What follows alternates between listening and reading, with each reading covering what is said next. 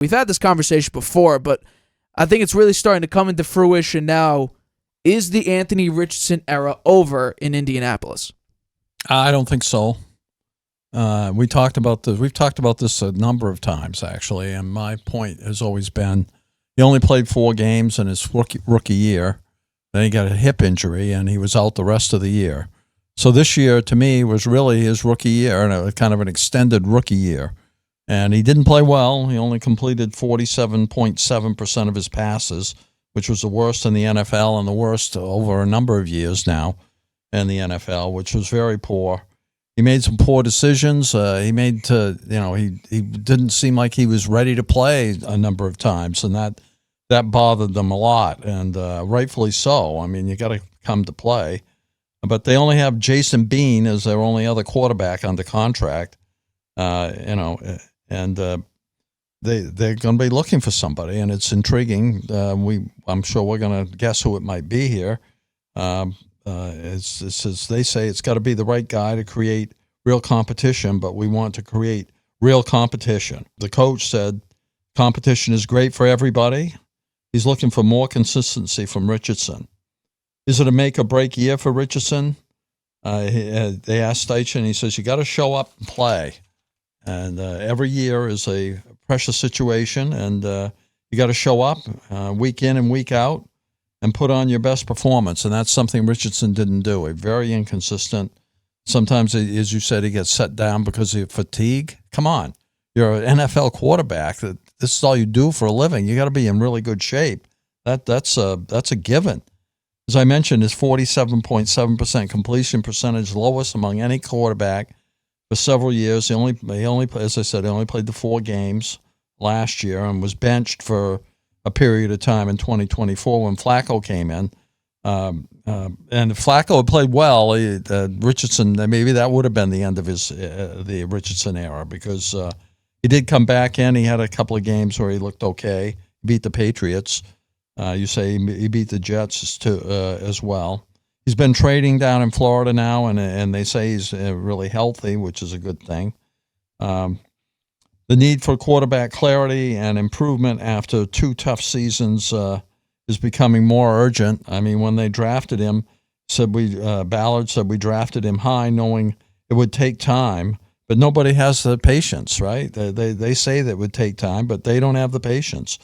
We knew there would be hiccups. Well, yeah, there have been. So, and he hasn't played that many games. So, they're getting impatient, and I guess rightfully so, given it's the NFL and winning is everything. I'd like to hear what you have to say. Yeah, it's been over. It's been over. When you go out to run the football, and that's when you get hurt, that takes away a portion of your game.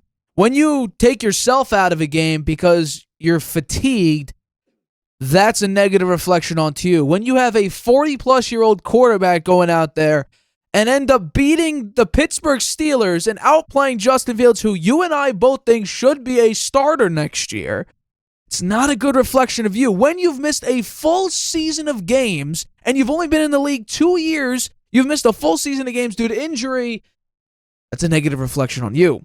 When you have completed the lowest completion percentage for a quarterback since 2000, that's an issue. When I'm pretty sure everybody could agree, you put in an average quarterback into the Colts, they would be competing for the AFC South, because that is the worst division in football. So, yeah, I think it's over. I think bringing in competition, it already means it's over. Because while it might have worked for Bryce Young played incredible after he got benched. And he also doesn't have an injury history already. It's been 2 years, and Richardson's already missed a full season of games due to an injury. You can't really succeed with a guy who nearly 20% of all throws are going 20 yards or more. Because that's playing Madden. That's not playing NFL real-life football. And it's not great. He has a 50 passer rating when throwing the ball deep, which out of quarterbacks that start 11 or more games is the worst in the NFL. So the thing that he does the most of, he's the worst at. So I'm sorry. Josh Downs, phenomenal talent. Alec Pierce, tremendous deep ball receiver. Michael Pittman, one of my favorite players coming out of that draft. But Anthony Richardson is not the starting quarterback, and I think if you put up, throw Justin Fields in there, I think Daniel Jones also, because the one thing that I'll defend Daniel Jones on, and this is a nickname that I gave him, it's Danny Dink and Dunk. Now, it's a negative thing when it's the only thing he does and it doesn't work.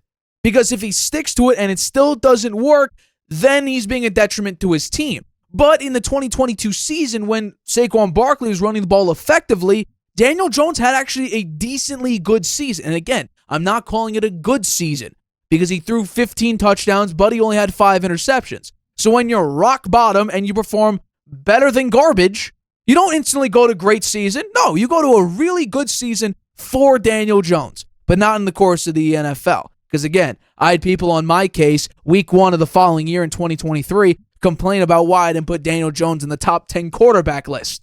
Well, guess what? Week 1 of 2023 proved that. So, no, I think if you throw Daniel Jones in there, Justin Fields, Sam Darnold, Kirk Cousins, Aaron Rodgers, you put all those quarterbacks in there. If you really want a fair fight, Chris Ballard would do that.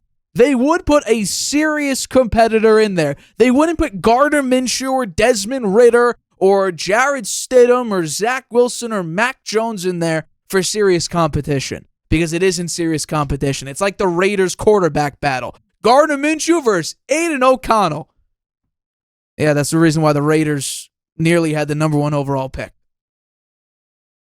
It just so happens that when you have 2 bad quarterbacks, in a quarterback competition, literally up until week 1 of the NFL season, and then what ended up being a back and forth between Aiden O'Connell, Gardner Minshew, then back to O'Connell, and Gardner Minshew's out there. Then when Minshew got hurt, back to Aiden O'Connell. Yeah, that was a complete mess. So the Colts shouldn't want that. You want to get this done by about training camp, or at least before the preseason, because we saw what the Steelers look like now. It was Justin Fields and playing at a decently good level. Then you went to Russ, but there was questions about why bench Justin when he was playing well. And then the back half of the season when the defense gave out, Russell Wilson became ineffective and the offense averaged 14 points. You said, let's put in Justin Fields as a utility guy, and you put him in there for 1, maybe 2 plays per game, every 5th or so game. And it's like Justin Fields wasn't even on your team anymore. So maybe I'm going out on a limb. Maybe I'm not being fair, but I've been on this now for basically the entire season, this past season, even now. Yes, the Anthony Richardson era.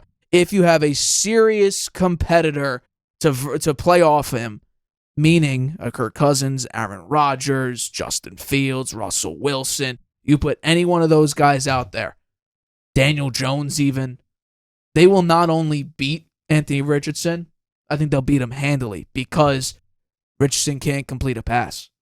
If you can't complete passes in the NFL, how are you playing quarterback at an effective level? And we can't say, well, he doesn't have good receivers. Josh Downs is good. Alec Pierce is good. Michael Pittman's very good.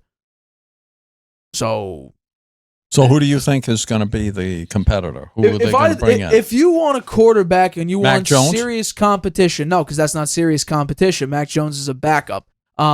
If you want serious competition, I would go one of 2 quarterbacks. I would go either Justin Fields or I'd honestly go Kirk Cousins. Although Kirk Cousins is going to cost a pretty penny. I don't know if you want to spend it on a guy. Although... No, isn't Kirk Cousins not going to cost much? If he got released, I'm talking about if they trade him, they're obviously going to need to take on some of the contracts. So although the Falcons GM already said that they want to retain him as Michael Penix's backup. Don't know if I love that idea. We should have talked that on the show at the time. Suppose he's going to be the backup. So take Kirk Cousins out of it. Then it would be Justin Fields. You know what? I would even say Daniel Jones is perfect competition. You pay him. Daniel Jones. I think Daniel Jones will beat Anthony Richardson. And I don't think it'll be very close. I think here's the thing. I say J.J. McCarthy beats out Jones. Jones beats out Richardson. Because Daniel Jones could complete passes here and there. Especially if you give him a little bit of time. He can run the ball, too. He could also run the ball.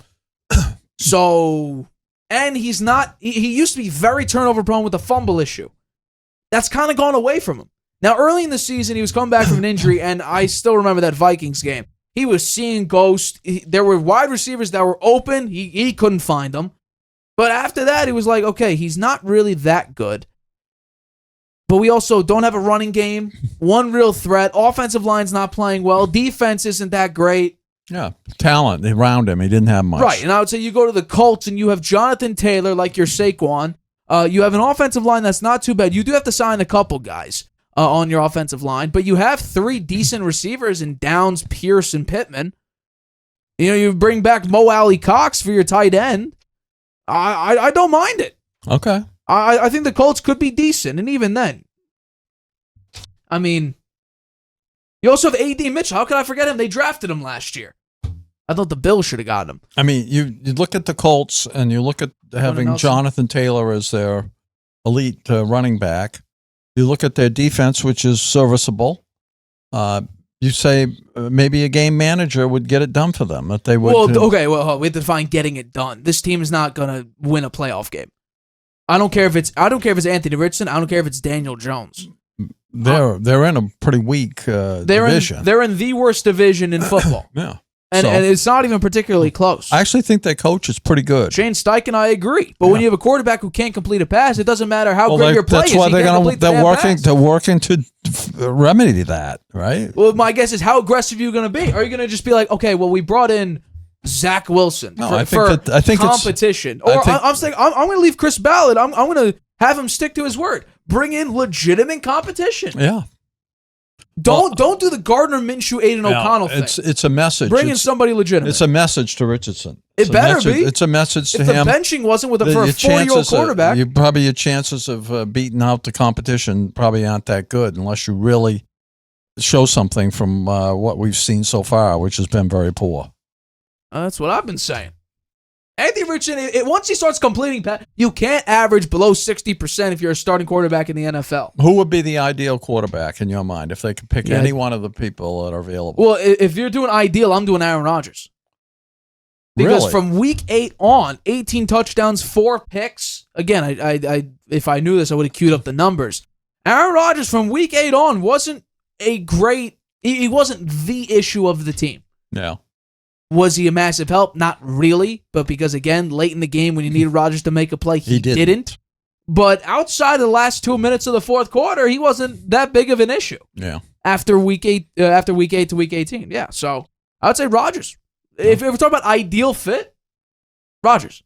Or let's be honest there. If we're talking about a player who used to at least be good at the deep ball and you want to keep that incorporated into your scheme, Russell Wilson. His whole thing was rolling out and throwing the deep ball to Doug Baldwin or DK Metcalf. I think Russell Wilson's headed to the Raiders now. Now that Stafford is gone and locked up by the Rams, I think that's where Wilson's headed. Hi, everybody. Thank you for watching this clip of the Harvey Hour. If you want to watch the full show, you can by clicking the I in the top right-hand corner right now. If you want to take the show with you on the go, it is available wherever you get your podcast. We go live here on YouTube every single Tuesday and Friday at 6:30 p.m. Eastern. So make sure you hit that like button, that subscribe button, and the notification bell to get notified whenever we upload a video and whenever we go live.